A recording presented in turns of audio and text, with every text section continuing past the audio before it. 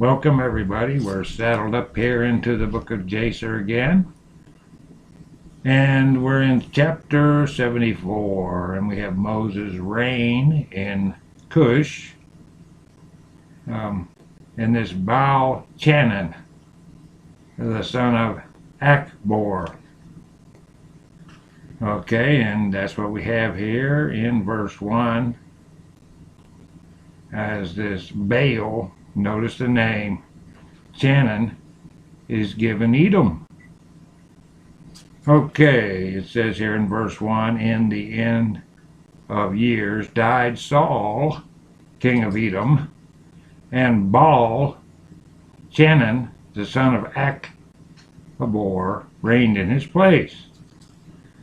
In the 16th year of the reign of Moses over Cush, Baal Chanaan, the son of Akbor, reigned in the land of Edom over all the children of Edom for 38 years. In his days Moab rebelled against the power of Edom, having been under Edom since the days of Hadad, the son of Bedad, who smote them and Midian, and brought Moab under subjection to Edom. And when Baal Chanaan, the son of Akbor, reigned over Edom, all the children of Moab withdrew their allegiance from Edom. And Angeas, king of Africa, died in those days. And as Drubal, get that name, his son reigned in his stead. Notice how these people have the names of these occult gods. How about that? Okay. In 6 it says, and in those days died Janeas, king of the children of Chittim, and they buried him in his temple, which he had built for himself, in the plain of Canopia for a residence, and Latinus reigned in his stead. 7. In the 22nd year of the reign of Moses over the children of Cush, Latinus reigned over the children of Chittim 45 years. And he also built for himself a great and mighty tower, and he built therein an elegant temple for his residence, to conduct his government, as was the custom. Now, in 9 we have Latinus, he's going to attack Africa. 9, it says, in the 3rd year of his reign he caused a proclamation to be made to all his skillful men, who made many ships for him. And Latinus assembled all his forces, and they came in ships and went therein to fight with Asdrubal, son of Angeas, king of Africa, and they came to Africa and engaged in battle with Asdrubal and his army. And Latinus prevailed over Asdrubal, and Latinus took from Asdrubal the aqueduct which his father had brought from the children of Chittim, when he took Jania, the daughter of Uzi, for a wife. So Latinus overthrew the bridge of the aqueduct and smote the whole army of Asdrubal a severe blow. And the remaining strong men of Asdrubal strengthened themselves, and their hearts were filled with envy, and they courted death, and again engaged in battle with Latinus, king of Chittim. And the battle was severe upon all the men of Africa. and they all fell wounded before Latinus and his people, and Asdrubal the king also fell in that battle. And the king Asdrubal had a very beautiful daughter whose name was Ashpenazah, and all the men of Africa embroidered her likeness on their garments on account of her great beauty and comely appearance. And the men of Latinus saw Ashpenazah, the daughter of Asdrubal, and praised her unto Latinus their king. And Latinus ordered her to be brought to him, and Latinus took Ashpenazah for a wife, and he turned back on his way to Chittim. And it was after the death of Asdrubal, son of Angeas, when Latinus had turned back to his land from the battle, that all the inhabitants of Africa rose up and took Anibal, the son of Angeas, the younger brother of Asdrubal, and made him king instead of his brother over the whole land of Africa. 18. And when he reigned, he resolved to go to Chittim to fight with the children of Chittim, to avenge the cause of Asdrubal his brother, and the cause of the inhabitants of Africa. And he did so. And he made many ships, and he came therein with his whole army, and he went to Chittim. So Anibal fought with the children of Chittim, and the children of Chittim fell wounded before Anibal and his army, and Anibal avenged his brother's cause. And Anibal continued the war for 18 years with the children of Chittim. And Anibal dwelt in the land of Chittim, and encamped there for a long time. And Anibal smote the children of Chittim very severely, and he slew their great men and princes. And of the rest of the people he smote about 80,000 men. And at the end of days and years, Anibal returned to his land of Africa, and he reigned securely in the place of Asdrubal his brother. Okay. Now we move on into chapter 75. And in 75 we have the Ephraimites trying to leave Egypt. At that time, in the 180th year of the Israelites going down into Egypt, there went forth from Egypt valiant men, 30,000 on foot, from the children of Israel, who were all of the tribe of Joseph, of the children of Ephraim, the son of Joseph. For they said the period was completed, which the Lord had appointed to the children of Israel in the times of old, which he had spoken to Abraham.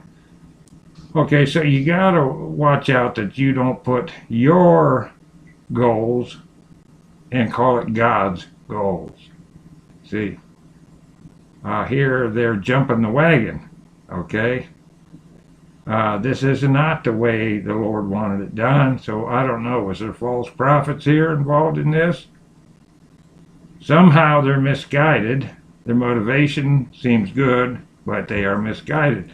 And that can happen to us today, folks. We got to make sure of the Word and what the Lord's would have us to do. But anyway, on we go here. It says in 3. And these men girded themselves, and they put each man his sword on his side, and every man his armor upon him. And they trusted to their strength. And they went out together from Egypt with a mighty hand. Now, again, look here, they're not asking the Lord. They trusted in their strength. And we trust what? In the strength of Jesus Christ. Do we not, folks? In 4 it says, but they brought no provision for the road, only silver and gold. Not even bread for that day did they bring in their hands, for they thought of getting their provision for pay from the Philistines, and if not, they would take it by force. That's not very good planning, is it, folks? 5, and these men were very mighty and valiant men. One man could pursue 1,000, and 2 could rout 10,000. And they trusted to their strength and went together as they were. And they directed their course toward the land of Gath. And they went down and found the shepherds of Gath feeding the cattle of the children of Gath. They said to the shepherds, give us some of the sheep for pay, that we may eat. For we are hungry, for we have eaten no bread this day. And the shepherd said, are they our sheep or cattle that we should give them to you for even for pay? Question mark. So the children of Ephraim approached to take them by force. And the shepherds of Gath shouted over them that their cry was heard at a distance. So all the children of Gath went out to them.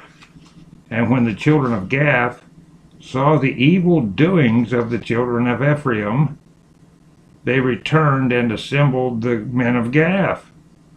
They put on each man his armor,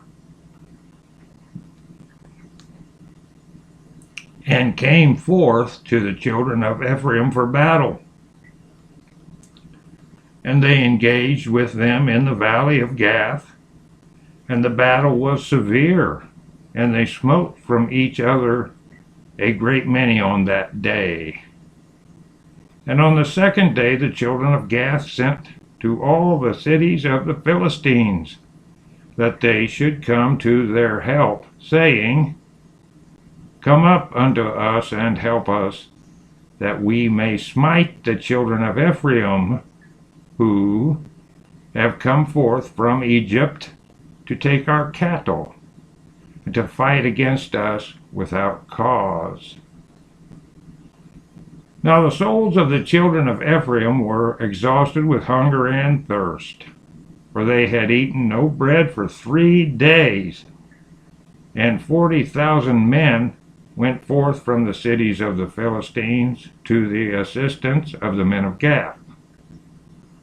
And these men were engaged in battle with the children of Ephraim. And the Lord delivered the children of Ephraim into the hands of the Philistines. Period. And they smote all the children of Ephraim, all who had gone forth from Egypt. None were remaining but 10 men who had run away from the engagement. For this evil was from the Lord against the children of Ephraim, for they transgressed the word of the Lord in going forth from Egypt before the period had arrived, which the Lord in the days of old had appointed to Israel. Period. Okay, so there's the trouble with not knowing the doctrine. See, you start to do it your way, okay, and that isn't a lesson for today. And we keep saying this, that there's a time and a place, and the Lord's going to smack this evil down good. And we want to be part of that. But we don't want to take it on ourselves to do something that is not ordained by God, okay? That point is clearly here being taught in this Jasher book. In 18 it says, "And of the Philistines also there fell a great many, about 20,000 men, and their brethren carried them and buried them in their cities. And the slain of the children of Ephraim remained forsaken in the valley of Gath for many days and years, and were not brought to burial. And the valley was filled with men's bones." Period. 20. "And the men who had escaped from the battle came to Egypt, and told all the children of Israel all that had befallen them. And their father Ephraim mourned over them for many days, and his brethren came to console him. And he came unto his wife, and she bare a son, and he called his name Beriah, for she was unfortunate in his house." Okay, so on we go here. Here we have Moses leaving Cush in 76. "And Moses, the son of Amram, was still king in the land of Cush in those days, and he prospered in his kingdom, and he conducted the government of the children of Cush in justice, in righteousness, and integrity." Oh man, I wish we had those type of leaders today. 2, it says, "And all the children of Cush loved Moses all the days that he reigned over them, and all the inhabitants of the land of Cush were greatly afraid of him." And here Moses goes to Midian, how you want to pronounce it, and what's going to happen here? Well, we're going to run right into his new wife, aren't we? Anyway, in 3, "And in the 40th year of the reign of Moses over Cush, Moses was sitting on the royal throne, whilst Adoniah, the queen, was before him, and all the nobles were sitting around him. And Adoniah, the queen, said before the king and the princes, What is this thing which you, the children of Cush, have done for this long time? Surely you know that for 40 years that this man has reigned over Cush. He has not approached me, nor has he served the gods of the children of Cush." Uh-oh, period. So there you are. Like I said, this land is steeped in the occult. That's why Balaam could just hop from this kingdom to that kingdom, because they were all in it. They were all in the mystery school of Babylon / Canaan. In 6 it says, "Now therefore hear, O ye children of Cush, and let this man no more reign over you, as he is not of our flesh. Behold, Menacrus, my son, is grown up. Let him reign over you, for it is better for you to serve the son of your Lord than serve a stranger, slave of the king of Egypt." What a backbiter. It's another thing about occultists. They are known for their savage backbiting.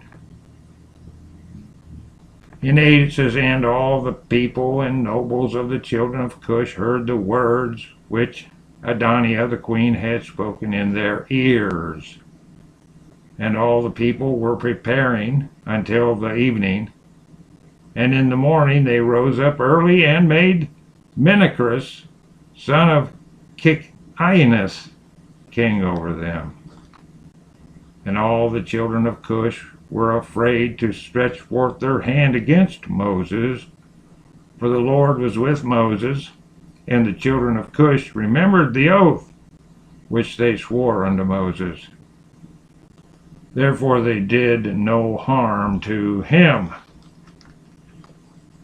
And we got to remember that. When the Lord is on our side, who should we fear? Right? In 11 it says, But the children of Cush gave many presents to Moses, and sent him forth from them with great honor. So Moses went forth from the land of Cush, and went home, and ceased to reign over Cush. And Moses was 66 years old when he went out of the land of Cush. For the thing was from the Lord, for the period had arrived which he had appointed in the days of old, to bring forth Israel from the affliction of the children of Ham.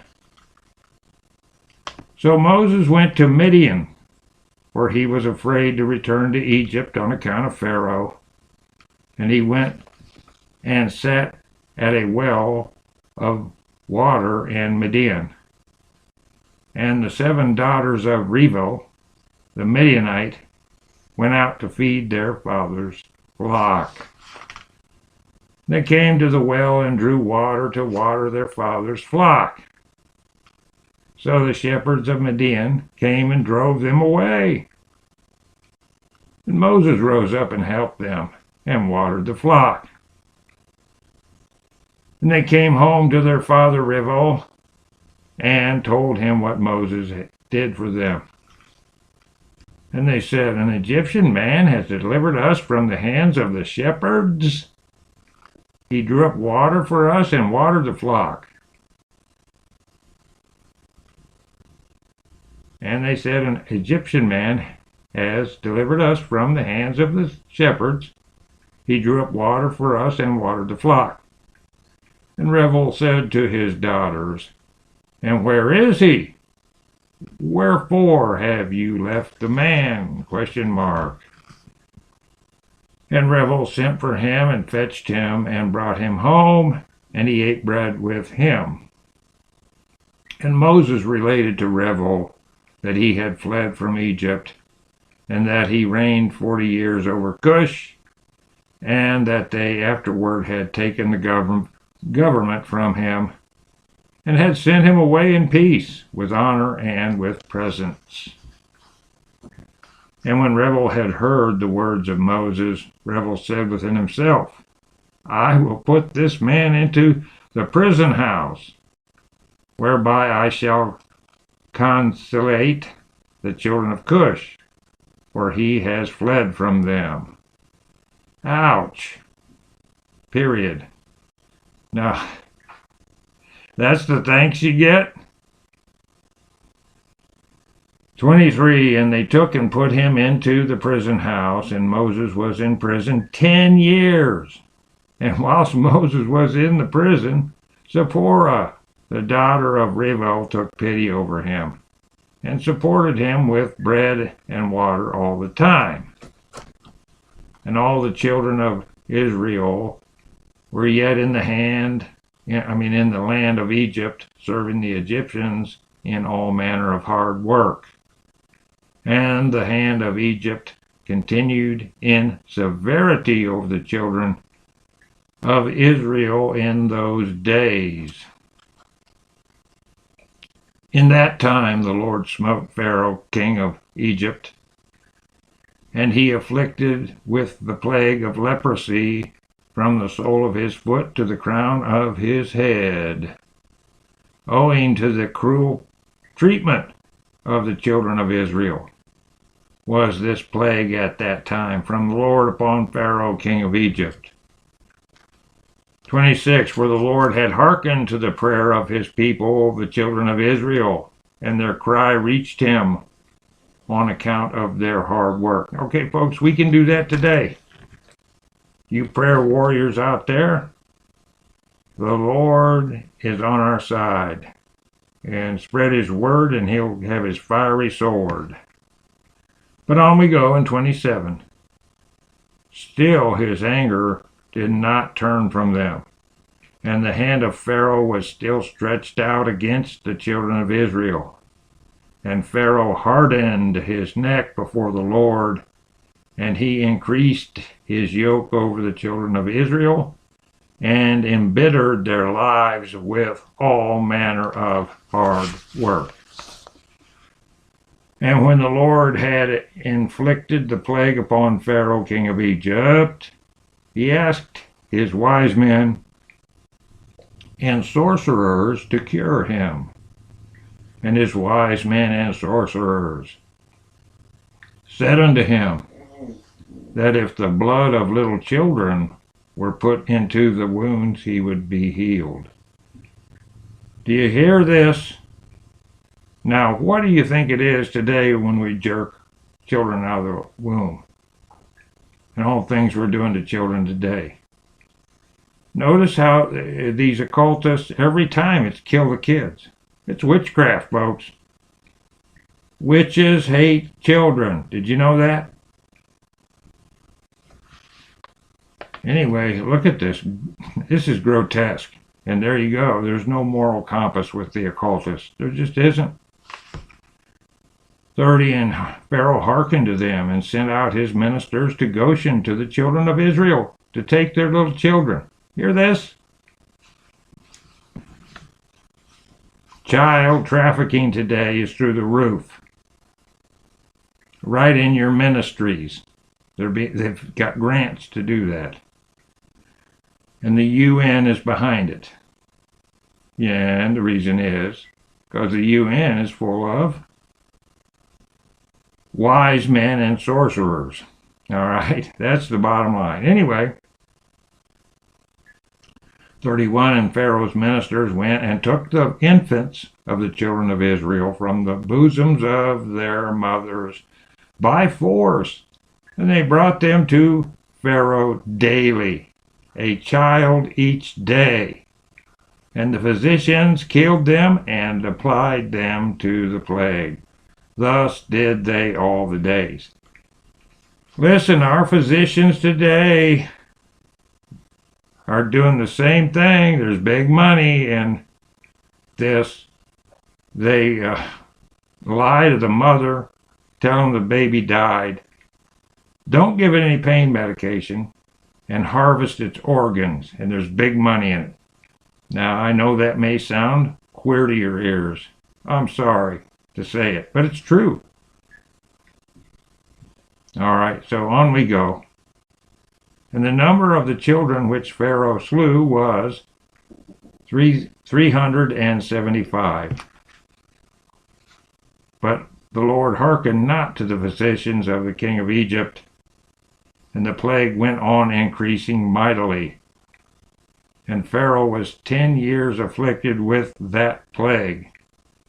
Still the heart of Pharaoh was more hardened against the children of Israel. 35. And at the end of 10 years, the Lord continued to afflict Pharaoh with destructive plagues. And the Lord smote him with a bad tumor and sickness at the stomach, and that plague turned to a severe boil. At that time the two ministers of Pharaoh came from the land of Goshen, where all the children of Israel were, and went to the house of Pharaoh and said to him, We have seen the children of Israel slacken in their work and negligent in their labor. And when Pharaoh heard the words of his ministers, his anger was kindled against the children of Israel exceedingly, for he was greatly grieved at his bodily pain. And he answered and said, Now that the children of Israel know that I am ill, they turn and scoff at us. Now therefore, harness my chariot for me, and I will betake myself to Goshen, and will see the scoff of the children of Israel, with which they are deriding me. So his servants harnessed the chariot for him. And they took and made him ride upon a horse, for he was not able to ride of himself. And he took with him 10 horsemen and 10 footmen, and went to the children of Israel to Goshen. And when they had come to the border of Egypt, the king's horse passed into a narrow place, elevated in the hollow part of the vineyard, fenced on both sides, the low plain country being on the other side.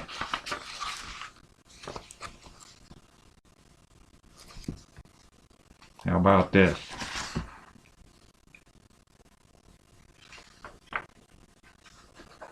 And the horses ran rapidly in that place and pressed on each other, and the other horses pressed the king's horse. And the king's horse fell into the low plain whilst the king was riding upon it. And when he fell, the chariot turned over the king's face, and the horse lay upon the king. And the king cried out, for his flesh was very sore. And the flesh of the king was torn from him, and his bones were broken, and he could not ride. For this thing was from the Lord to him, for the Lord had heard the cries of his people, the children of Israel, and their affliction. And his servants carried him upon their shoulders, a little at a time, and they brought him back to Egypt. And the horsemen who were with him came also back to Egypt. And they placed him in his bed, and the king knew that his end was come to die. So Apparaneth, the queen, his wife, came and cried before the king. And the king wept a great weeping with her. And all the nobles and servants came on that day, and saw the king in that affliction, and wept a great weeping with him. And the princes of the king and all his counselors advised the king to cause one to reign in his stead in the land, whomsoever he should choose from his sons. The king had 3 sons and 2 daughters, which Apparaneth, the queen his wife, had borne to him, besides the king's children of concubines. And these were their names: the firstborn Othri, the second Atticon, the third Morion, and their sisters, the name of the elder Bathia, and of the other Achuzah. And Othri, the firstborn of the king, was an idiot.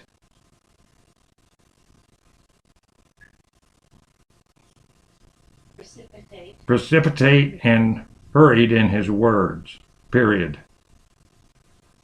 But Atticam was cunning and a wise man, and knowing in all the wisdom of Egypt, that would be the occult, folks, but of unseemly aspect, thick in flesh, and very short in stature.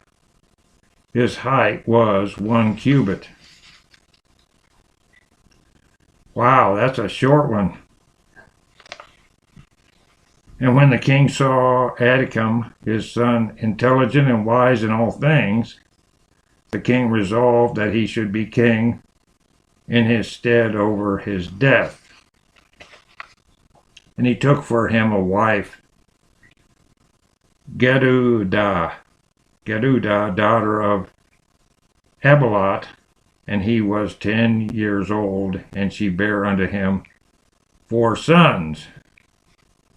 And he afterward went and took 3 wives, and begot 8 sons and 3 daughters. And the disorder greatly prevailed over the king, and his flesh stank like the flesh of a carcass cast upon the field in summertime, during the heat of the sun. Ouch. Well, that's pretty ghastly. 58, and when the king saw that his sickness had greatly strengthened itself over him, he ordered his son Adikam to be brought to him, and they made him king over the land in his place. And at the end of 3 years, the king died in shame, disgrace, and disgust. And his servants carried him and buried him in the sepulchre of the kings of Egypt in Zoan, Mizraim. But they embalmed him not, as was usual with kings, for his flesh was putrid, and they could not approach to embalm him on account of the stench, so they buried him in haste. For this evil was from the Lord to him, for the Lord had acquitted him. The Lord had requited him, not acquitted, requited him evil for the evil, which in his days he had done to Israel. And he died with terror, with shame, and his son Adikam reigned in his place. Now, listen. This is the powerful God we serve, folks. And he sees all. There's no one going to escape the judgment due to them, whether it be good and life everlasting, or whether it's bad. The Lord will not be mocked. There's a judgment day coming in this world and in the world to come. As you plainly see here, this world government muckety-muck didn't get away with it all. And that's the same thing to the Illuminati. To the, I say that name is used and abused, but it's popular today. It wasn't so years ago. They are coming out of the closet. In other words, 10 unseen merchant kings, one of them being the Antichrist. All right? So what I'm telling you is no one's going to escape their comeuppance, their righteous judgment. Whether it's the judgment of going to hell or hell here on earth for you. It's a good example of it right here. It's not the only example. This has happened over and over. It's described in the Bible. I'm not going to get into it all here. Antiochus there in the Maccabees times a good example of this same thing. So there's no lack of judgment. Everyone going to hell deserves every stitch of it. And everyone that is going to be in the New Jerusalem will be justly there. There's no mistakes when it comes to the Lord. Thank you, folks.